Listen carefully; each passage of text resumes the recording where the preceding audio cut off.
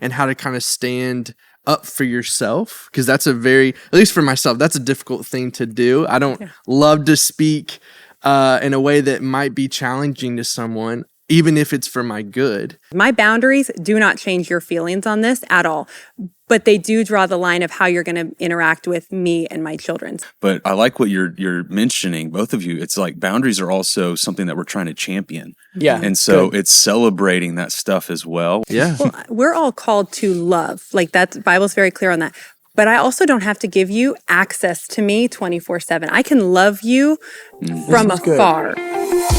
Welcome to the Orange Room. This is a podcast designed to facilitate conversations about real life.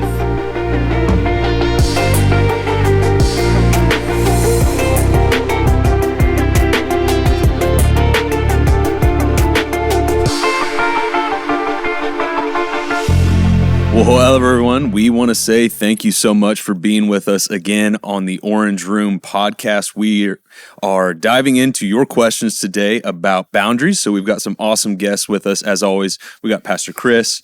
We got Pastor Q this week. Great job, Pastor Q, talking about this on Sunday. And then we've got Kristen Knight, the one, the only. So we got a stacked team here talking about boundaries, looking at your questions that you guys have submitted. And so, Pastor Chris, kick us off for this episode about boundaries. Yeah, so let's do this first. How would we define boundaries? Kristen, would you like to start us there? Sure.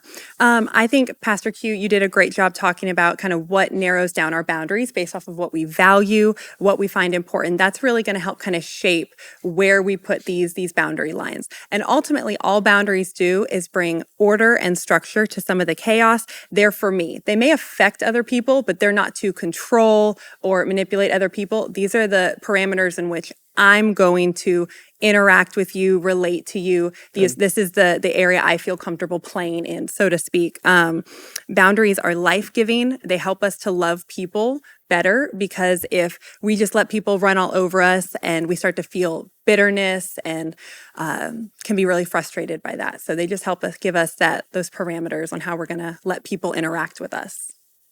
Awesome. Pastor Q, anything that you would add to that? Man, that's a pretty incredible answer.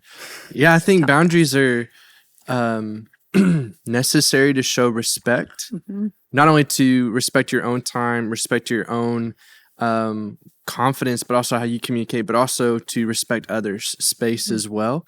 And it's a way to communicate in a way that I think can uplift one another and protect each other, because reality is we put boundaries there for a relationship to last, a relationship to be healthy, and a relationship to grow. If God put boundaries around Adam and Eve, they're probably important, and they probably have a value that really does bring health to a community. And so I think there are things that we can establish up front, which is some things we're going to talk about, I'm sure. But they look different for everybody. I'm sure everybody has their unique God-given personalities. And so it's hard for us to say this is the boundary, but it's unique, I think, for every relationship. You're talking about work friends, you're talking about in-laws, you're talking about different types of friends you have. All of those things look a little different, but they're a way to respect yourself, respect others, set us up for love. And so that we're not being abused in the relationship as well. Yeah. Good. Well, we're in the middle of our Family Matters series, so let's start with talking about boundaries with family members. So this question says, how do you navigate setting boundaries with family members? And then we could also add on to that friends, colleagues, romantic partners. But let's start with family members. I think it can be really tough to set those boundaries with family. We tend to have those expectations that, they should know me. We feel like they should be able to read my mind. And the thing with boundaries is you have to be able to articulate it. You have to define what your boundaries are, and you have to communicate it. Because if I don't communicate what my boundaries are, they're not in the wrong, I am. Because I've set them up to fail then and to make me uncomfortable. So with family, I think we don't feel like we should have to communicate those. They should know. And I think it's really important that you look at your family and say, hey, this is something that I'm not going to partake in. This is something I don't want you engaging with my children or with me as an adult. You have to be able to communicate those. So first and foremost, you have to be willing to talk, and those can be hard conversations. You Yeah. have to be direct, never unkind or cruel, but direct. If you hem-haw around like, hey, I kind of didn't like it when maybe you said a little... No, you want to set them up to be successful, like you said, by clearly saying, this is what hurt me. I know it was not your intention, but here's what we can't do moving forward. Wow.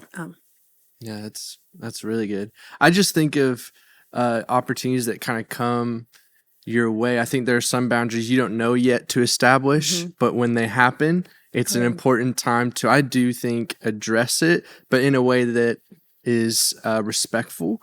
Our tone matters. Yes. I think if you are new to the concept of boundaries or you're feeling convicted about starting boundaries, I think it's super important to not go in guns a-blazing and calling everybody, telling everybody, hey, this is my new way of doing things. Good. Okay. That can be pretty dangerous and it can backfire, and you probably won't be ready for your whole community to suddenly have issues with you. Yeah. And so I do think it starts with having safer relationships that you feel like you can have a conversation about boundaries with, so you can learn those conversations and how to kind of stand up for yourself. Because that's at least for myself, that's a difficult thing to do. I don't love to speak in a way that might be challenging to someone, even if it's for my good.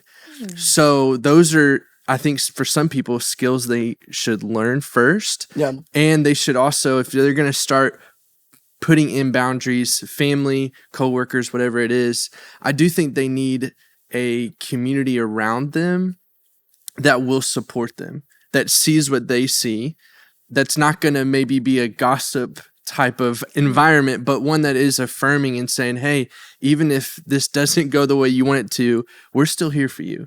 We still love you, because really what we are after is connection. Good. And we put in boundaries with people we love because we want further connection with them.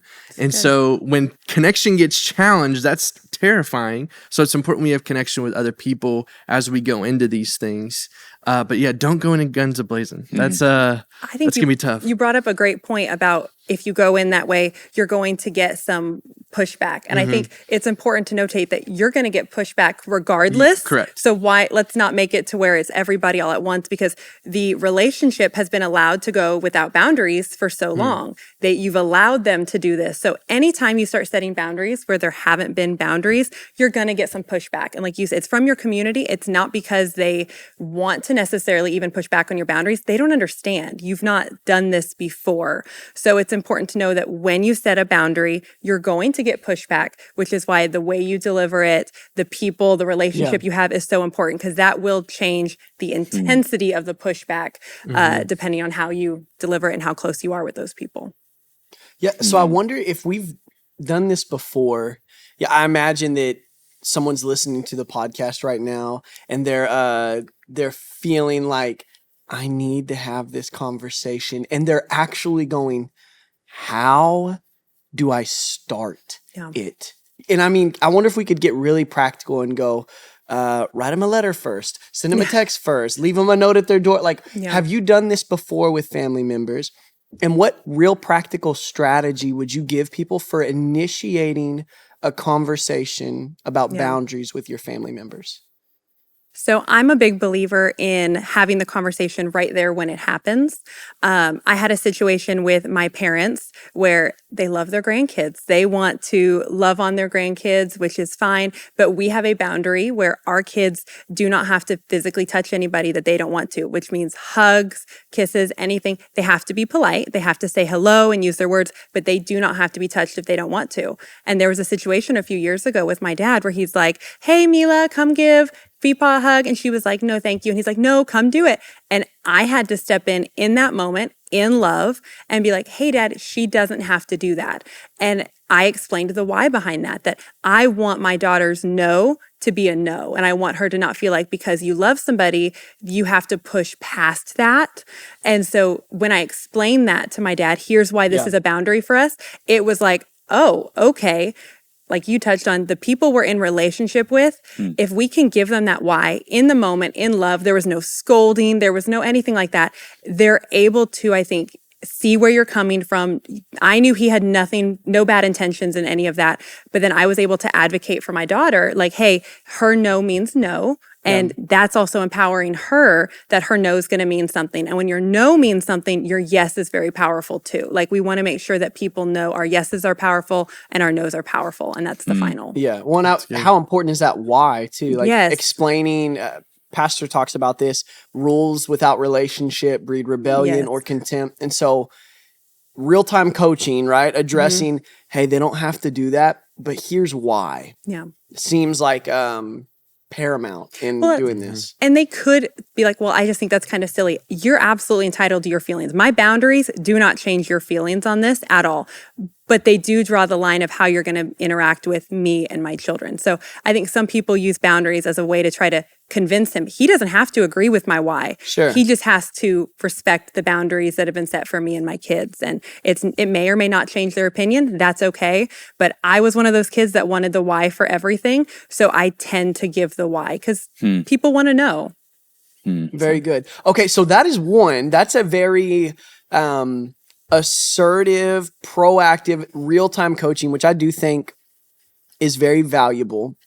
And I just know there are people listening going, oh my goodness, do that. I couldn't do it. And so for those who maybe would go, I've got to collect my thoughts or I've got to give them a heads up. And maybe they just know, that's awesome that it worked with your dad. My parents in the moment wouldn't receive it. Sure. So what is maybe a way to be still proactive, but if maybe Pastor Q, speak to the listener who's going, I would need to set this up beforehand. How would you encourage them to go about doing that? Prayer.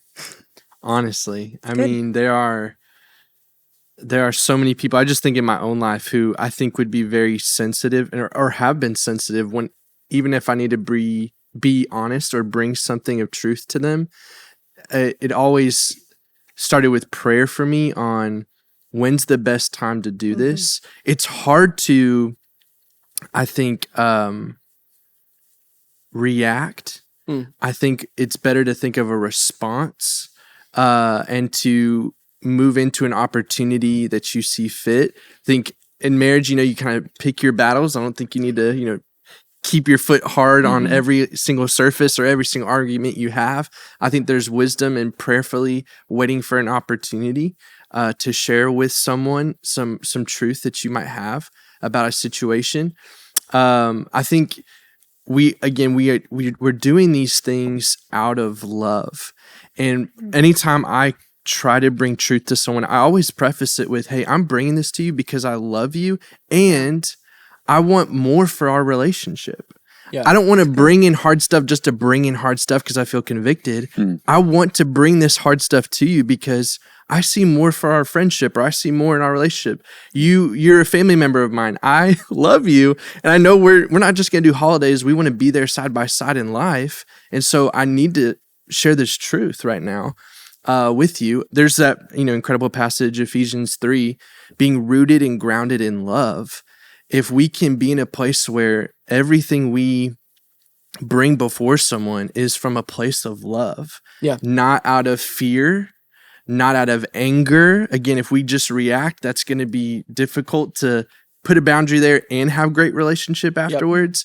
But if we can allow the opportunity to be brought out of love, so it might be a phone call if you feel like you connect with that person best through a phone call. There are some people who are really sweet on phone call conversations that I know if I call them, I'll get a way different response than if I see them really quickly in passing where I normally might see them, right? Yeah. So sometimes it's phone calls. Sometimes if you have a great relationship with someone, it's a one-on-one conversation. There are some people who can handle it well in front of other people, and some people can't. Yeah. I think you just need to think about that person, be praying about it, and making sure you're establishing love with this boundary, because that's the ultimate goal, is for you to be in a place to continue to love that person. So good. Yeah. I have a question for y'all. So Q, you've been married to Savannah for several years. Kristen, you and Pat, y'all have got 2 kids. Where does someone go to find, where should my boundaries be?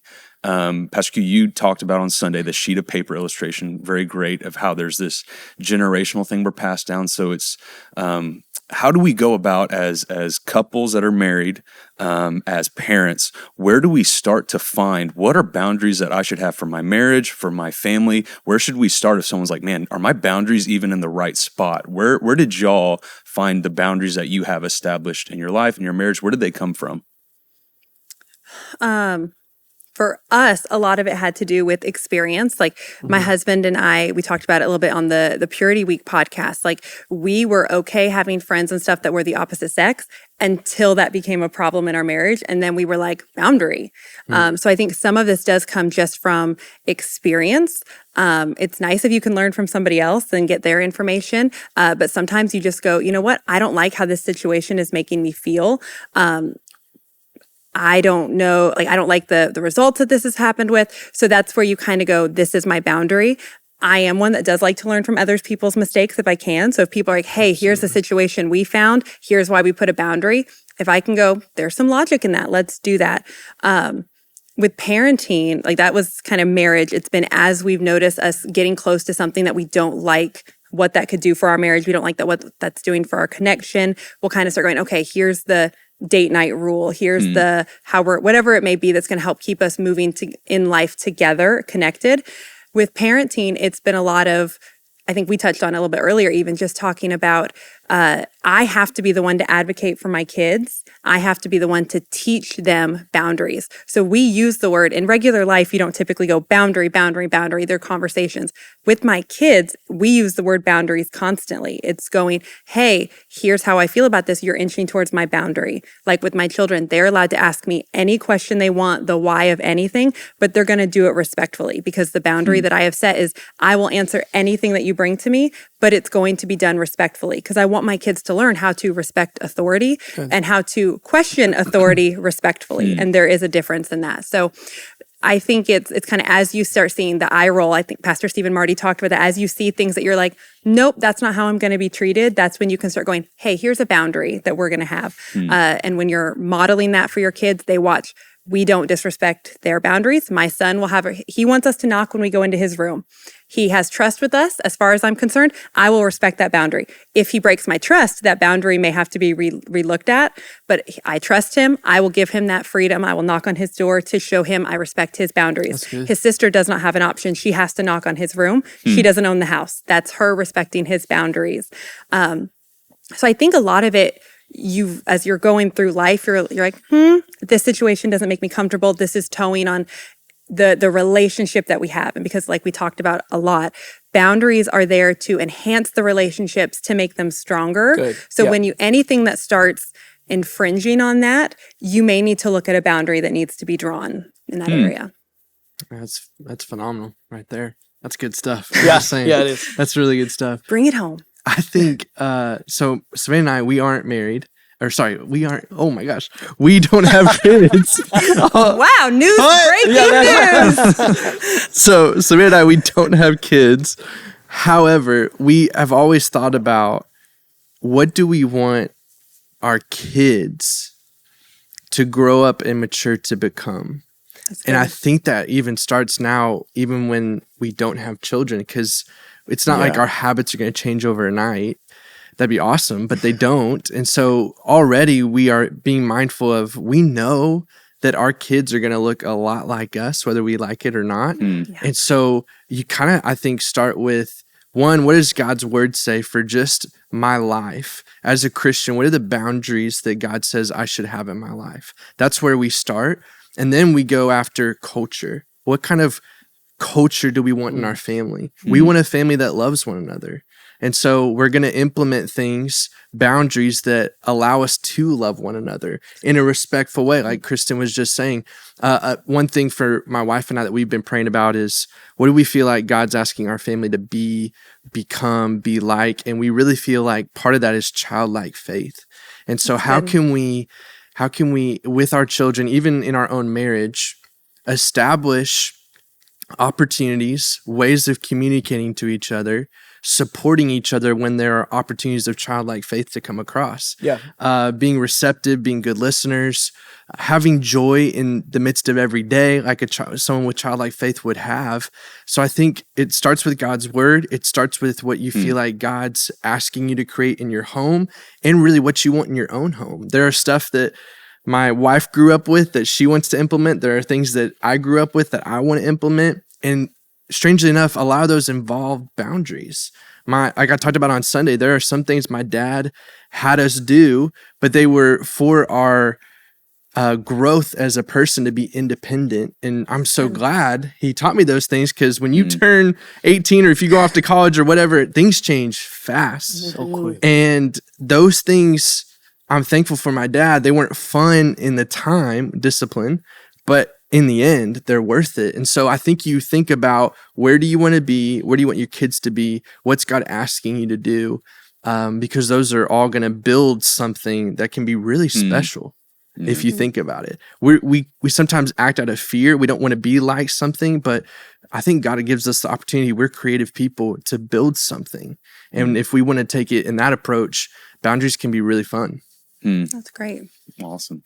So I wonder, so we've talked about what are boundaries, how do we go about setting them? I wonder if we can just real quickly touch on, when do we know it's time to have that conversation? That's a good question. That's a really good question. Unfortunately, I think a lot of times it's when it's too late.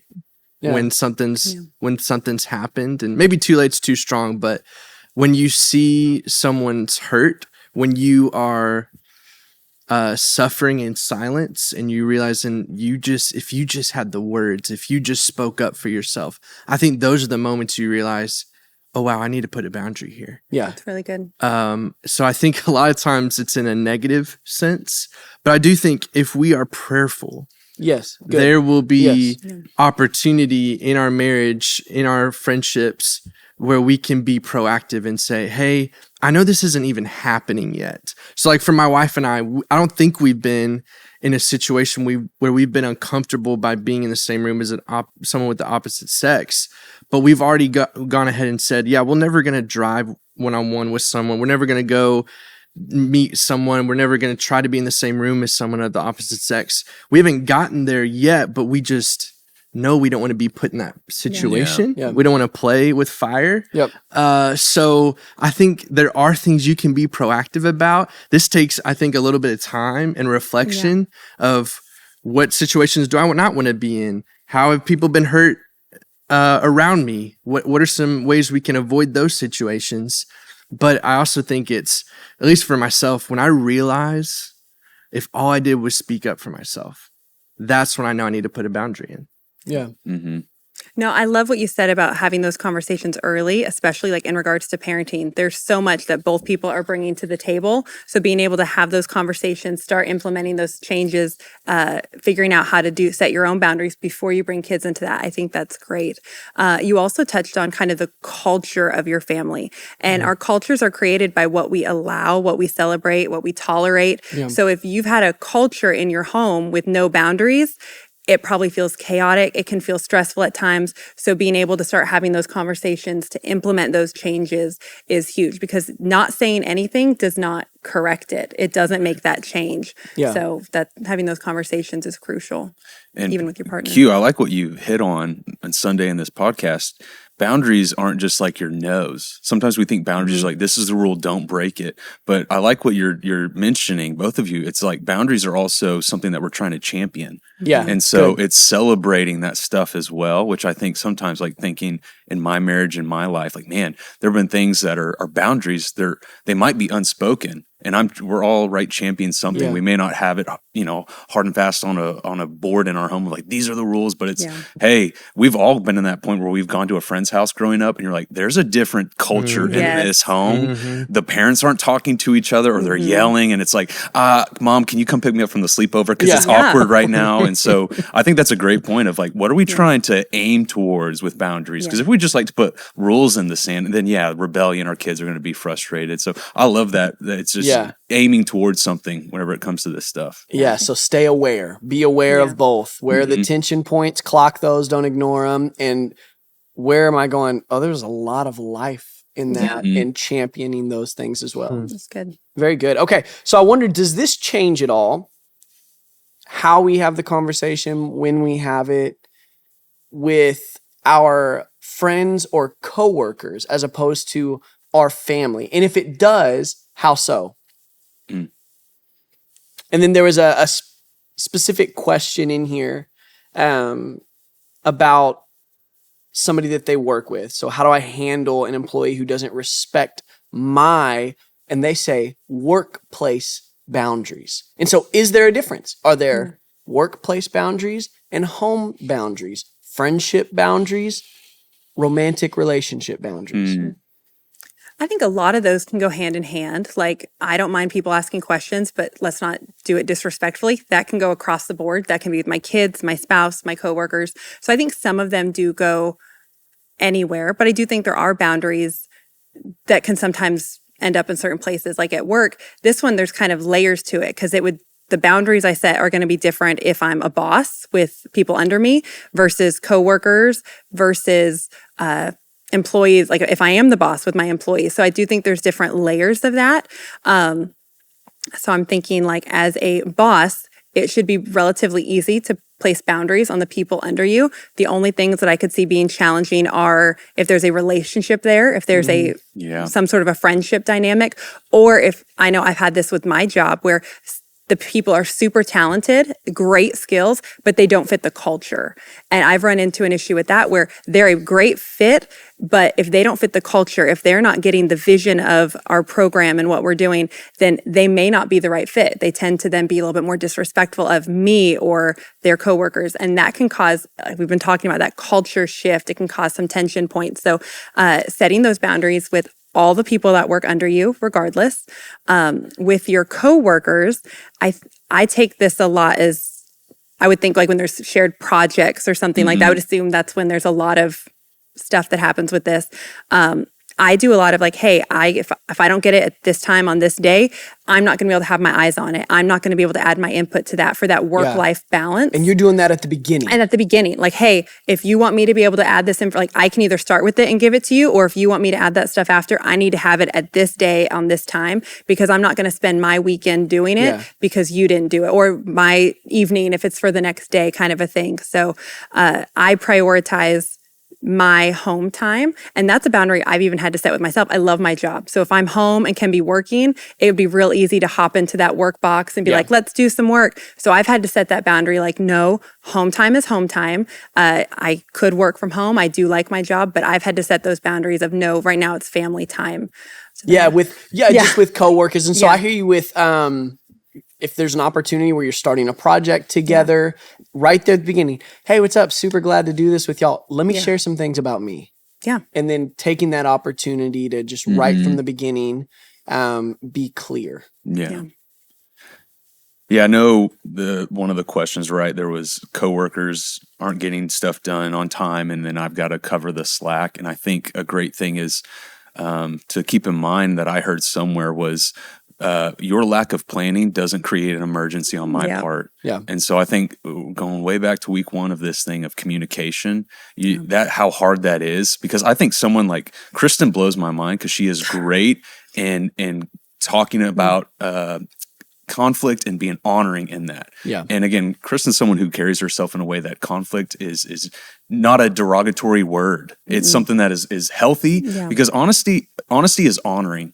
And if a lot of frustrations we have is just things aren't being communicated. You're feeling this way because your coworker's doing that, and they don't understand. I'm on, now you're taking away my Friday evening. Whenever I want to be with my kids, I'm having to do X, Y, and Z. Yeah. And I think a lot of this is just asking yourself, right? Have you told anyone? Have you told that coworker, hey, because of your lack of planning, this is the ripple effect of what's happening because of your lack of planning? And so having those conversations. So I think that's the hard part, but we have to have that last 10% that we talk about. Yeah. So the meetings we have with our bosses and coworkers, whenever we leave that meeting and we're in the break room and we're like, can you believe so-and-so said this? That's the 10% that needs to be shared with everyone. Yeah. And so that's hard, but we got to understand that, hey, the other person just might not know the extent of what they're doing and how it's affecting you and pulling away from family time, because that's much more important. Your family time, X, Y, and Z than your work. Yeah. Well, that's good. and how much of this do we put on ourselves even? I know if I'm given a project, my go-to thing is I want to hurry up and get it done the next day. They need it. So some of those work boundaries I had to put on myself, like, hey, can I get this to you by Monday?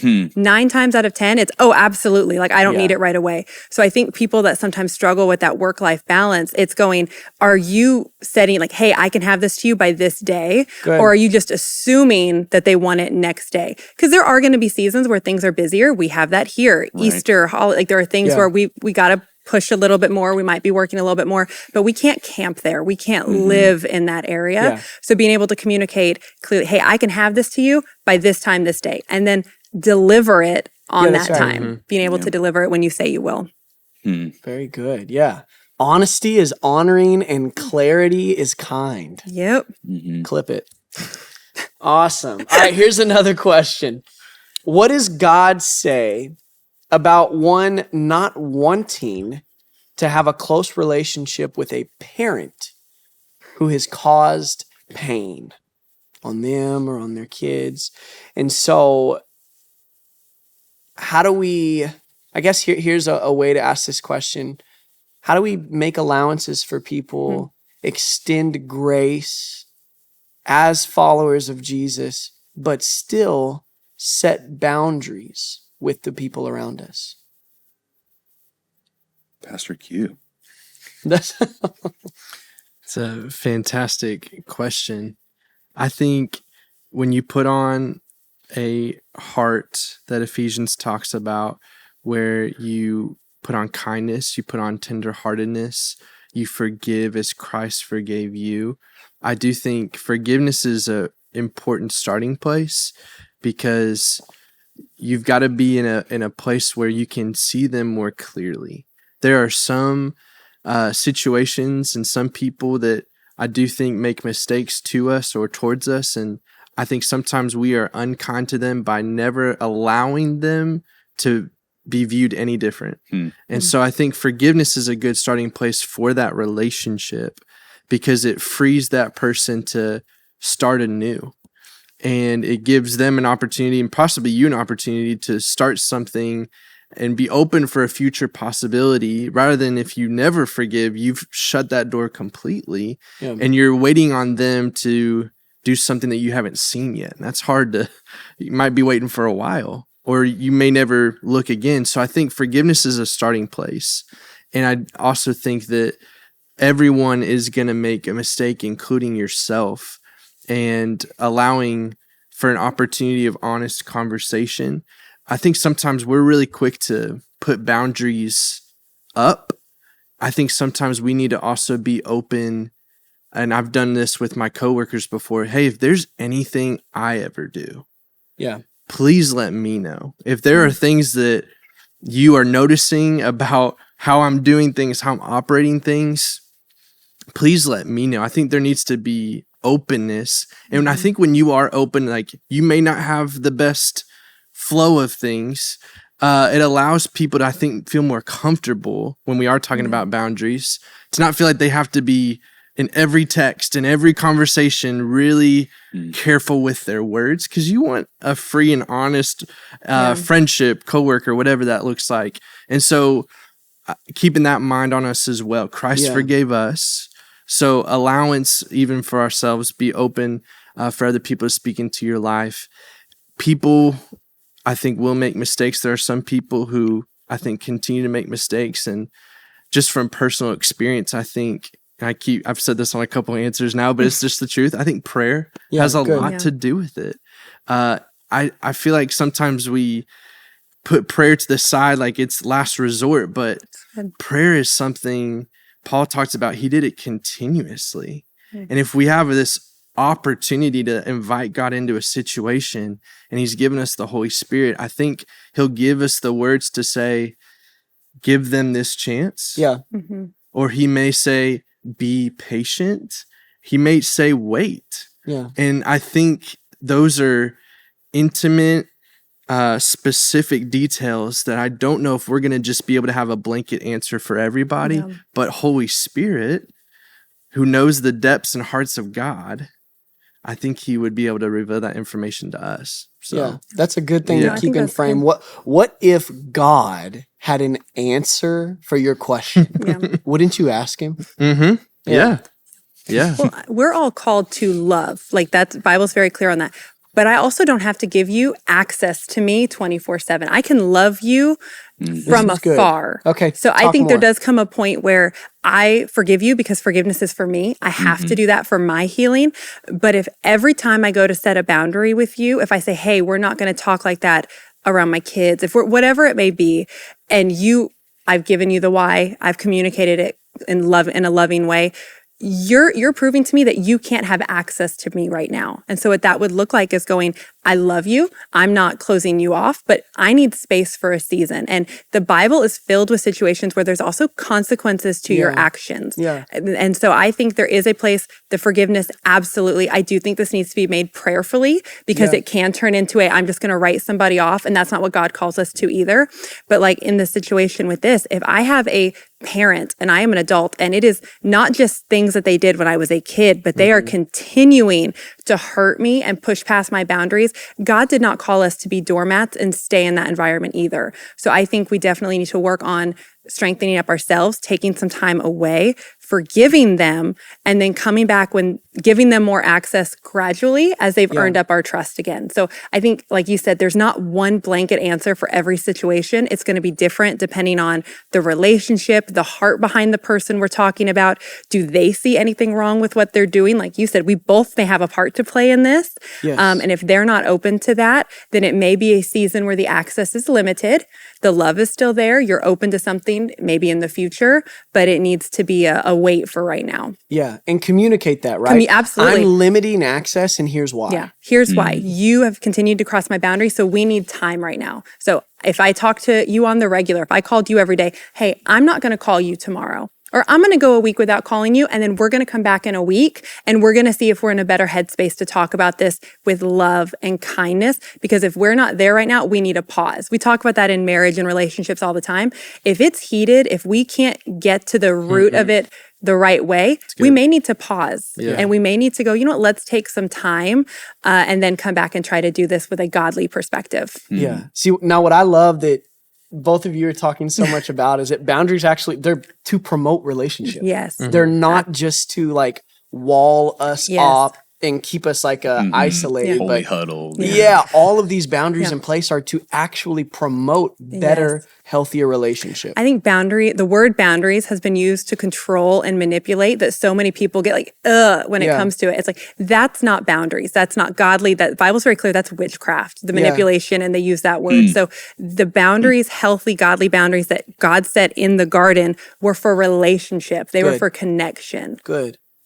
Okay, so another question that we have here says that they are trying to communicate to their spouse boundaries, and time again, they're not honored. And so they're wondering, when is enough enough? So I wonder, what would we say to somebody dealing with this? Hey, I've communicated the boundary to my spouse time and time again, and maybe the first time they say, okay, I'll change. And maybe the next time they implement a thing, but it keeps coming back and they're dealing with the same thing over and over. What is some strategy or counsel that you would give? Pastor Q. I think I would approach with, I want to move forward. And so out of love, I want to make things better. I want to make things work. So I have to do something different. And so I would invite your spouse to say, hey, let's go get counseling.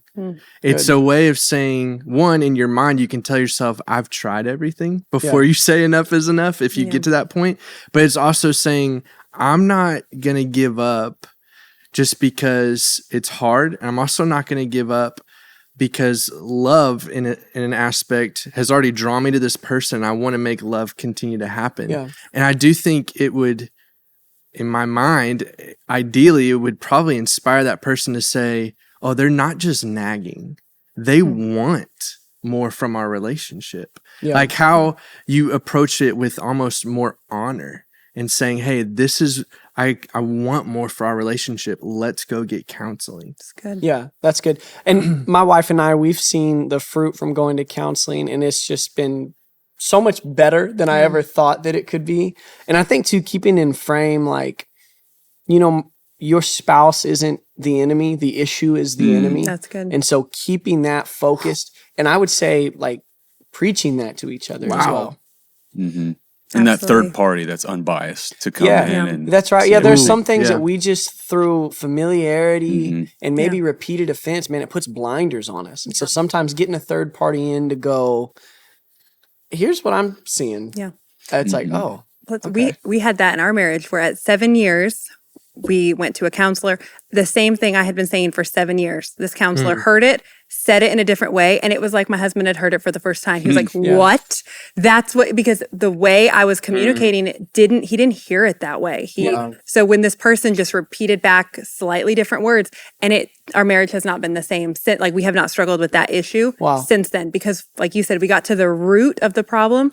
And I think absolutely you start to put those blinders on to whatever your spouse is saying over and over again. So sometimes you need that person that is for you and your partner to speak life into your marriage. yeah. Yeah. Yeah, I think just embracing like help as well is a good thing. Like, hey, it is God's good and perfect will that we would do this together, that we would like link arms with each other, that we would seek help. Good. Yeah, so don't be allergic to asking for help. PA, what do you got for us? Yeah, so we are wrapping up the series with our last topic coming up this Sunday. We are looking at finances. So, guys, send us in your questions about finances whenever it comes to you, your marriage, your family. What are the questions you have about finances, stewardship? We're going to be looking at that this Sunday. So, that's going to be an awesome wrap up of this series. And then we've been talking about it every single week, our conference on March 23rd from 9 a.m. to noon. We have stuff for the entire family, kids, students. They're going to main event. I mean, that's pretty awesome. So they're going to be having a fun time across the road over there.